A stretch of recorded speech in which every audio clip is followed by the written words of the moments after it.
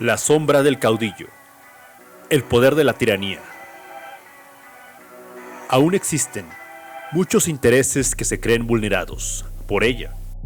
Son hechos históricos, declararía Julio Bracho en 1971, 11 años después de ser censurada su película, La sombra del caudillo, filme mexicano que aborda el asesinato del general Francisco Serrano, exsecretario de Guerra y exgobernador del Distrito Federal, que dio a conocer su postura en contra de la reelección de Álvaro Obregón, manifestándose como candidato antirreeleccionista en contra de la voluntad del presidente Plutarco Elías Calles y del mismo Obregón.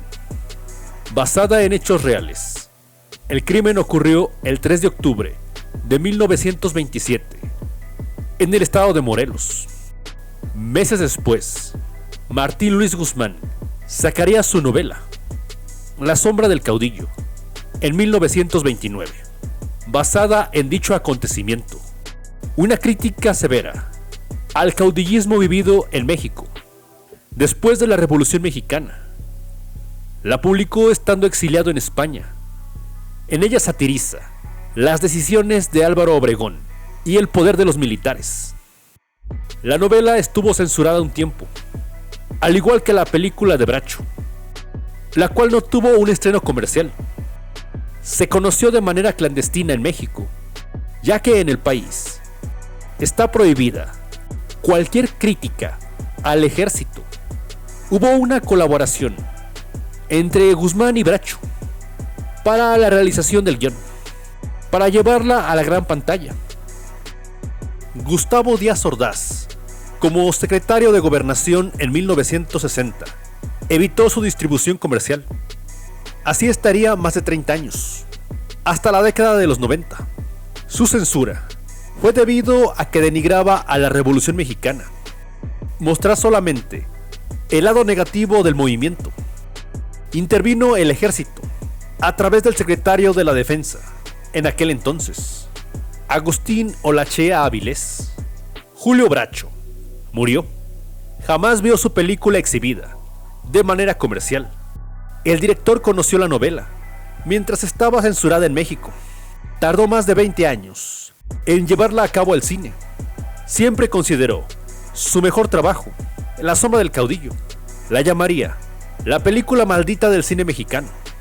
Sería uno de los filmes censurados por décadas, junto a otras como La Rosa Blanca, de Roberto Gabaldón, Vámonos con Pancho Villa, de Fernando de Fuentes, Rojo Amanecer, de Jorge Fons.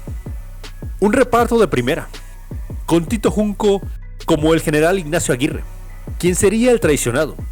Su contraparte, Ignacio López Tarso, como el general Hilario Jiménez, Miguel Ángel Ferriz, como el caudillo, además de actores de la talla de Antonio Aguilar, José Elías Moreno, Kitty de Hoyos, Roberto Cañedo, Carlos López Moctezuma, entre otros.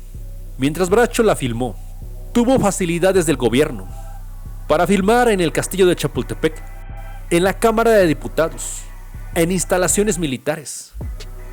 Su primer estreno sería de forma privada, con el presidente Adolfo López Mateos, con su secretario Díaz Ordaz y otros políticos de la época. La ambición del caudillo sería mal vista por la clase política, por criticar los pecados del llamado caudillismo en México, encabezado por Álvaro Obregón y Plutarco Elías Calles.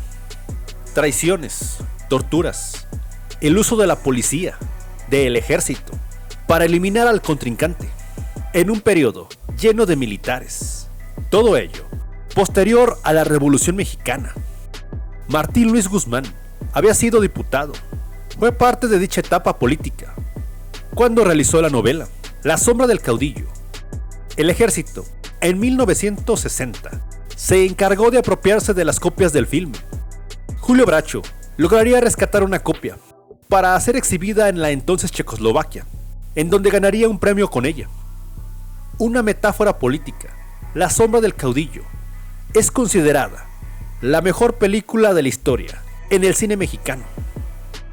El libro, al igual que su adaptación, aborda la crisis postrevolucionaria, tras el asesinato de líderes revolucionarios, las intenciones de reelección de Álvaro Obregón, el manejo de los caudillos para permanecer en el poder, una crítica a los manejos revolucionarios detrás del gobierno mexicano.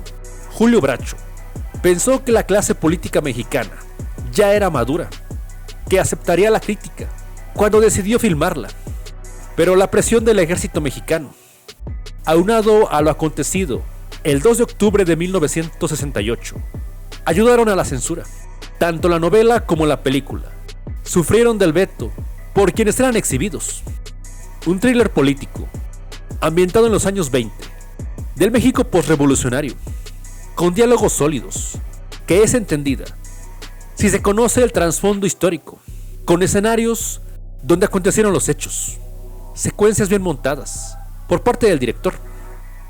Un ejercicio cinematográfico que le costó la carrera a Bracho, quien había realizado filmes de gran manufactura, como Distinto Amanecer y Crepúsculo. El caudillismo dejaría un legado casi de un siglo de gobierno en México, lo que Mario Vargas Llosa llamaría la dictadura perfecta. Tanto el filme como la novela abordan de manera crítica el autoritarismo escondido detrás de la clase política.